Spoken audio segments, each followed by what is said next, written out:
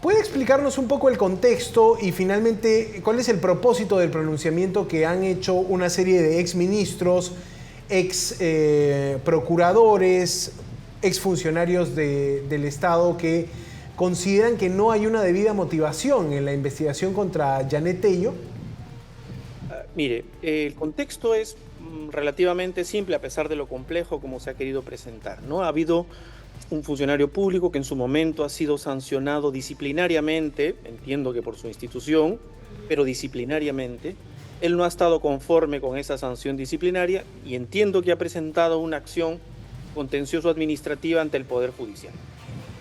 Le han denegado la nulidad de esa sanción administrativa en las instancias que corresponda, es lo que yo deduzco, y llegada a la última instancia, presenta un recurso de casación que llega hasta la sala, se entiende ahí la sala constitucional y social que ve los temas administrativos, en cuya sala integraba en ese momento la actual presidenta de la Corte Suprema. Ajá. Todo el mundo sabe que cuando uno plantea un recurso de casación no es cualquier recurso, es un recurso extremo, muy excepcional.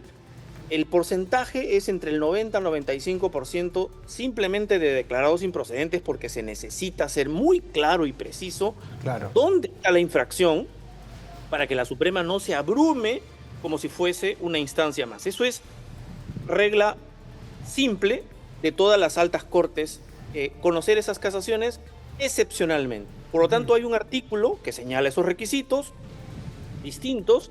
Efectivamente, hay un artículo 388 que en su momento decía que había que, como requisito explícito, mostrar esa incidencia directa entre la infracción y la decisión de la instancia que en ese momento le declaró infundada su petición. Habría que, en este caso, para que acceda a hacer una casación aceptable, es decir, demostrar la incidencia directa. Efectivamente, esa norma se derogó, no es ya un requisito expreso, pero existe otro requisito en otro artículo, el 393, plenamente vigente. De hecho, la Suprema nunca ha invocado, integrada por la actual presidenta, nunca ha invocado este artículo 388 que dicen que es el derogado. Nunca se ha invocado, nunca se lo ha mencionado. Se ha mencionado el 393 que sí está vigente y que en uno de sus requisitos señala que para que se acepte el requisito, para que se declare procedente, tiene que ser manifiestamente fundado el requisito. Es decir, el peticionario, para que se acepte su recurso de casación, tiene que ser sumamente claro en dónde está la infracción para que accedan a conocerlo en casación. Pues bien. ¿Y fue claro? Efectivamente fue nada claro, nada explícito.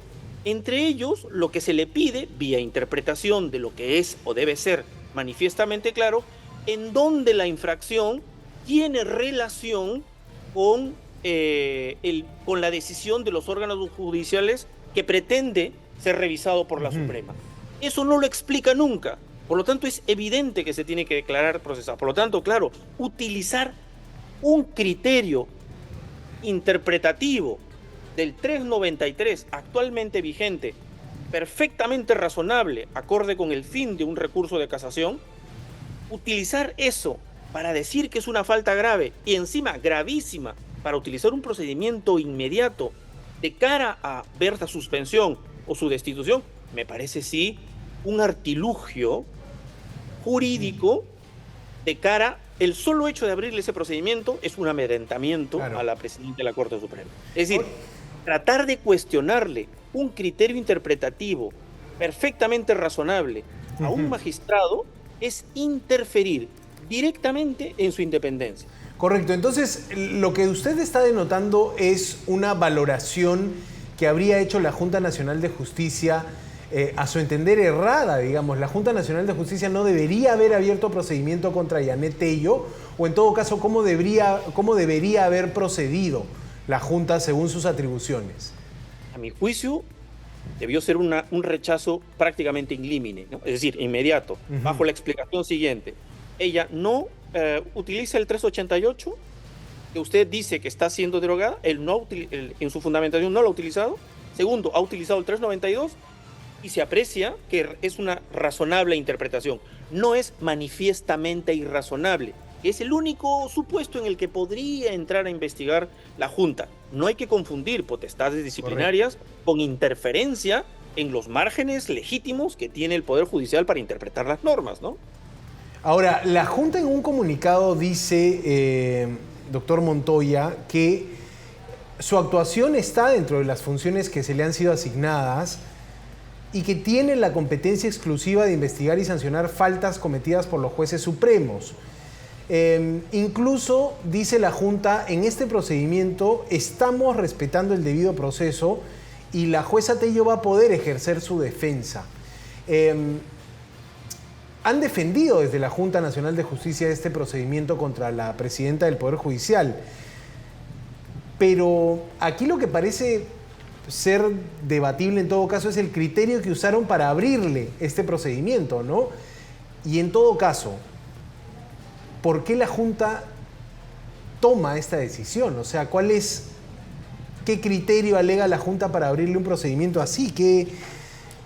¿Y cómo podría ser que una instancia tan importante como la Junta Nacional de Justicia no haya valorado bien la situación de una jueza tan representativa como la presidenta de ese poder del Estado? A ver, efectivamente tiene la competencia para poder investigar faltas disciplinarias de los magistrados. Tiene plena competencia. Nunca para investigar criterios interpretativos razonables de los magistrados. Ese es el punto límite de su margen de competencias. Hasta ahí. Si yo noto que es manifiestamente claro que la jueza con su sala han hecho una interpretación razonable, eso debería ser suficiente para decidir: no puedo interferir aquí, no puedo ingresar a este ámbito. ¿Por qué lo han hecho? ¿Por qué han forzado groseramente el procedimiento para abrir este procedimiento inmediato? Bueno, no hay otra explicación de la procedencia, cómo fueron elegidos, quiénes los han elegido. Usted acaba de terminar una noticia vinculada a esa denuncia que le acaban de formular a la fiscal de la Nación. Exacto. Pues eso un poco explica el cierre de círculo. No les gusta a los que ahora tienen el poder ejecutivo y legislativo, no les gusta el control. El órgano judicial, y en este caso el órgano del sistema judicial, fiscales y jueces, son otro poder que están hechos para controlar. Pues no me gusta el control, saco a estas figuras forzando todo lo que se puede forzar para tener la apariencia de que estoy desarrollando mis competencias, la apariencia de legitimidad o de licitud, cuando en realidad, si uno solo escarba un poquito, efectivamente se dará cuenta de lo arbitrario que se está haciendo, y no solo arbitrario por desconocimiento, sino arbitrario intencionalmente, ¿no? Claro, la pregunta es cómo la Junta de Justicia empieza esta nueva gestión con nuevos integrantes directamente con un proceso tan polémico como este, ¿no? ¿Estamos ante un cargamontón a los actores del sistema de justicia? Estamos ante la utilización de cualquier mecanismo que tenga la apariencia de licitud para borrar de un solo tirón cualquier pretensión de control que la Constitución diseña, ¿no? Como margen de equilibrio de poderes. Entonces, la esencia de la democracia, que tiene que ver con el control de poderes y de los órganos constitucionales autónomos, está prácticamente desapareciendo. El último reducto que quedaba y que queda aún son los órganos del sistema judicial. No tenemos Defensoría del Pueblo. Usted no ve que haya pronunciamientos sobre este punto ni nada por el estilo. El Tribunal Constitucional tiene una mayoría absolutamente asfixiante que en determinados fallos son plenamente acordes con los márgenes que hace el Poder Legislativo. Y ahora tenemos esta Junta que efectivamente responde a intereses específicos, y solo así se explicaría que a tan corto tiempo tengan una decisión efectivamente, a mi juicio, tan temeraria, ¿no? Ahora, ¿esta Junta va camino hacia qué? Por las polémicas en las que ha estado envuelta, por lo que significó su nacimiento, ¿no? Por lo que intentamos como país hacer después del Consejo Nacional de la Magistratura. ¿Qué conclusión puede sacar si la institución que venía a reemplazar al Consejo Nacional de la Magistratura, está dando estos tropezones, ¿no? Está mostrando quizás ser instrumentalizada contra algunos determinados miembros de la Judicatura. Sí, yo creo que ya es la utilización de la Junta. Si apuntan a la Suprema, en este caso apuntan a la presidenta de la Corte Suprema, del Poder Judicial, es decir, que están apuntando a toda la institución. Por lo tanto, están apuntando a decir, si tú tienes decisiones en casos emblemáticos, peligrosos, en contra de lo que estimo tú deberías resolver, no me importa que tengas el criterio jurisprudencial razonable y correcto, yo te puedo sancionar. Por lo tanto, hay una espada que pende sobre la única potestad legítima que tiene el Poder Judicial, que es interpretar leyes, interpretar disposiciones legales. Entonces, si eso es arrebatado con un mensaje clarísimo de a quién responden esas posibles amenazas, entonces, claro, tenemos un Poder Judicial que se va a retraer, va a dejar de ser independiente en todos aquellos casos que involucre a un ministro, viceministro, a un funcionario del Poder Ejecutivo, del Poder Legislativo. Correcto. Va a retraerse y no vamos a tener, si ya, sí, yo reconozco que el Poder Judicial, el órgano judicial no tiene pues la popularidad pero efectivamente lo que se viene es prácticamente el arrasamiento con todo lo que es la independencia de un poder del Estado como es el Poder Judicial y que es lo único que hay que cuidar muchísimo, ¿no? Ahora, los magistrados que conforman la Junta Nacional de Justicia no son garantía de carreras notables, no son garantía de procesos transparentes.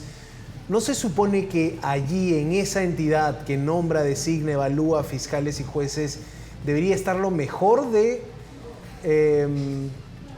no sé, del derecho peruano, los mejores juristas? ¿No era esa la lógica incluso del Consejo Nacional de la Magistratura? ¿Qué pasó en el tiempo? ¿En qué momento se rompió esta excelencia que normalmente acompañaba a estos funcionarios? Sí, mire, con el Consejo Nacional de la Magistratura hubo un momento en que hubo un punto de inflexión y que se deterioró enormemente. Podríamos hacer historia con eso, ¿no?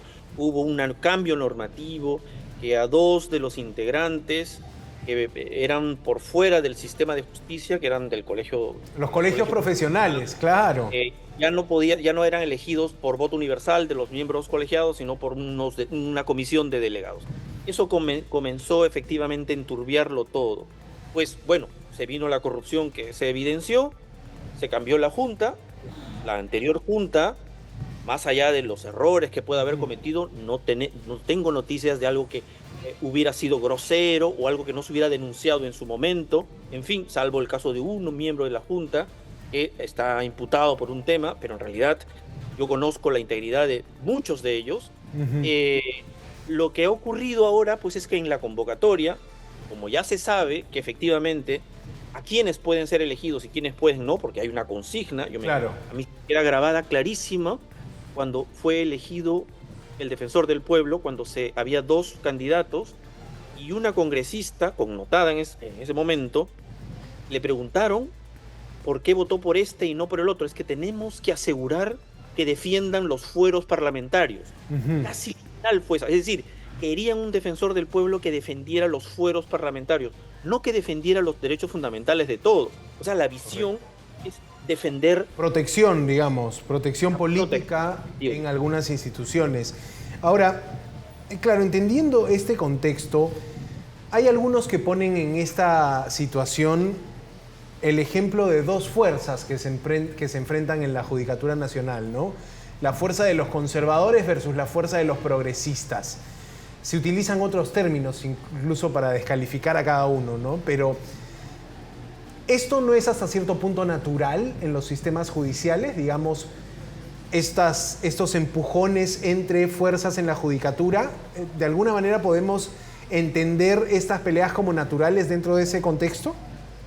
Mire, tiene toda la razón. Yo recuerdo mucho antaño en España, cuando se elegía a un miembro del Tribunal Supremo, me parece, era una elección incluso propia de los otros poderes del Estado. Uno diría que aquí hay una interferencia entre el PP, Partido Popular, y entre el PSOE, en ese tiempo dominantes, Claro. una izquierda y derecha. Yo recuerdo que el debate se producía cuando el PSOE ponía a su candidato, era por ejemplo, un catedrático de Derecho Laboral, con todas las publicaciones, envergadura, todo el prestigio que podía tener. Ujú. PP no se quedaba atrás, ponía a su candidato, que era otro catedrático. Efectivamente, uno Claro. los reconocía, que uno tenía un filo un poco conservador y otro un filo más progresista, más izquierda. Pero por encima de esos nombres estaba que eran unas personas honorables, eran Ujú. personas sumamente competentes. Pues eso efectivamente acá usted verá. No es que haya ese debate. Usted ve el perfil del señor Ríos, por ejemplo, ¿no? Hay un antecedente de plagio, hasta donde yo reconozco, de imputación por lo menos, Ujú. con esos antecedentes, efectivamente se ha elegido sin ninguna observación. El señor Gino Ríos, el presidente de la Junta. Yo recuerdo que tenía por lo menos una imputación, por eso no sé en qué acabó los procedimientos que se esbozaron o se denunciaron en su momento. La señora María Pero Teresa Cabrera, por ejemplo, y su vinculación al grupo político Podemos. también ese es otro tema, la afiliación que podrían haber tenido, es otro tema que desaconseja una elección a este tipo de Correcto. personas. Ahora, La idea es, sí. sí, le iba a repetir la misma idea, es decir, Quería preguntarle no qué opinaba de la denuncia constitucional del ministro Santibáñez contra la fiscal de la Nación. Pocas veces se ha visto a un representante del Ministerio del Interior pisar el acelerador con tanta fuerza contra la cabeza de la institución que persigue el delito. ¿Qué gestión de seguridad ciudadana se da en medio de una guerra así declarada abierta? Está pidiendo el señor ministro la destitución y la inhabilitación por 10 años de la fiscal Espinosa. yo creo que el ministro Santibáñez es una de las personas que tiene cantidad me parece que tiene por lo menos algunas investigaciones en el fuero, en la Fiscal de la Nación, en sede de la Fiscalía de la Nación. Me parece que hay varias investigaciones, o por varios delitos por lo menos. Por lo tanto, sus investigaciones están ahí firmes, y sobre esa base yo no he leído, yo solo atrapé el último momento que usted leía, Sí. y con eso dije, una persona que está siendo investigada por la Fiscal de la Nación es a su vez, con el poder que tiene, denunciada para que en el fuero parlamentario, que sabe que gozan de una suerte de empatía entre Ejecutivo y Legislativo, y una Junta Nacional de Justicia, que también ya da muestras de una puesta a disposición de las personas que los eligieron, entonces creería yo que efectivamente solo se explica de una persona que siente el poder y que considera que no le va a pasar absolutamente por realizar este tipo de denuncias bloqueadoras de las investigaciones que se le siguen en curso, y además debidamente documentadas hasta este momento. Me parece absolutamente de cabeza el país.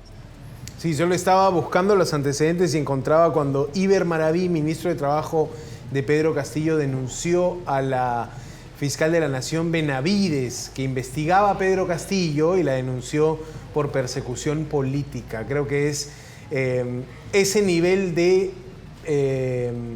ataque legal o ofensiva legal la que ha lanzado hoy el ministro del Interior, en un hecho que no tiene muchos precedentes y que también habla de la enemistad declarada entre Palacio y la Fiscalía. Hemos estado con Iván Montoya, ex procurador, comentando esta situación en el sistema de justicia. Gracias, doctor Montoya, por su tiempo.